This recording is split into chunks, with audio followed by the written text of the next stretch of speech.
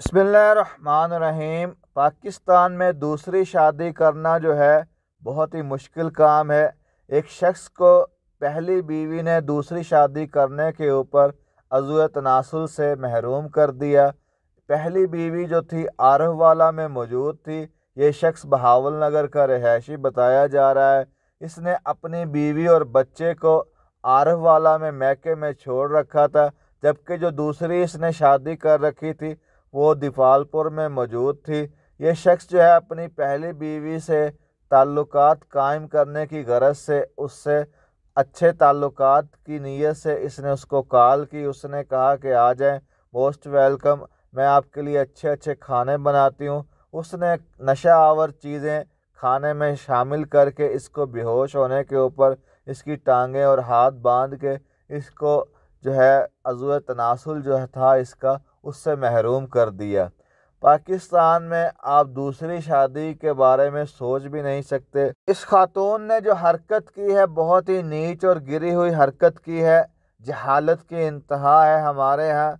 जबकि अल्लाह का जो कुरान कह रहा है कि तुम एक एक, दो दो, तीन तीन, चार चार शादियाँ कर सकते हो, लेकिन साथ ही अल्लाह के कुरान ने कहा है सूरह निसा के अंदर, आप इब्तदाई आयात पढ़ें तर्जुमे के साथ, आपको पता चलेगा कि अल्लाह ने कहा है कि अगर तुम इंसाफ कर सकते हो तो फिर तुम्हें जायज़ है कि तुम चार शादियां कर लो बेशक, लेकिन अगर तुम्हें उम्मीद है कि तुम इंसाफ नहीं कर सकोगे, पूरा नहीं उतर सकते, उसके जितने भी हकूक़ हैं वो अदा नहीं कर सकते, तो तुम्हें एक शादी पर ही कायम रहो, ये तुम्हारे हक़ में बेहतर है। अगर वो शख्स इसकी और अपनी दूसरी बीवी की ज़िम्मेदारियां आसान तरीके से निभा सकता था तो फिर इसको ये हरकत कतन नहीं करनी चाहिए थी।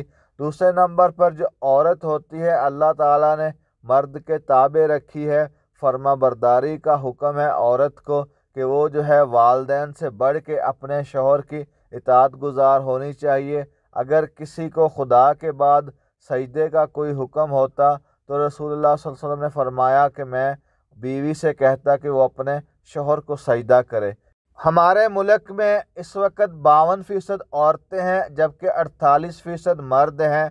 अगर एक शख्स दो या तीन या चार औरतों की ज़िम्मेदारी ले लेगा तो ये जो डिफरेंस है ये बिल्कुल इक्वल हो जाएगा, और हमारा जो मुआशरा है वो गर्लफ्रेंड के ताल्लुकात से, नाजायज़ ताल्लुकात से पाक होता चला जाएगा। मगरिब में आज देखें औरतों की तादाद बहुत ज़्यादा है जबकि मर्दों की तादाद कम है। वहाँ पर सारी ज़िंदगी जो है औरतें रिलेशनशिप में गुजार देती हैं बग़ैर शादी किए और नाजायज़ ताल्लुकात कायम करने पर मजबूर हैं। अगर वहाँ के मर्द चार चार, तीन तीन शादियाँ कर लेंगे तो हर औरत को जो है यकीनी बात है तहफ़्फ़ुज़ मिल जाएगा। इस्लाम जो है वो एक रोशन दीन है। इस्लाम में जो भी बात अल्लाह ताला करता है, दीन इस्लाम में जो भी हमारे ऊपर फ़र्ज़ की गई हैं या जो जिन बातों का हमें हुक्म दिया गया है उनमें हमारी ही खैर है, हमारी ही भलाई है। लेकिन हमारे यहाँ जहलियत की इंतहा है। हम लोग जो हैं इस बात, अगर कोई मौलवी हज़रात या उलमा हज़रात भी तीन चार शादियों का हुक्म दे दें तो उनके भी मीम्स बनाए जाते हैं, उनके ऊपर भी बातें कसी जाती हैं।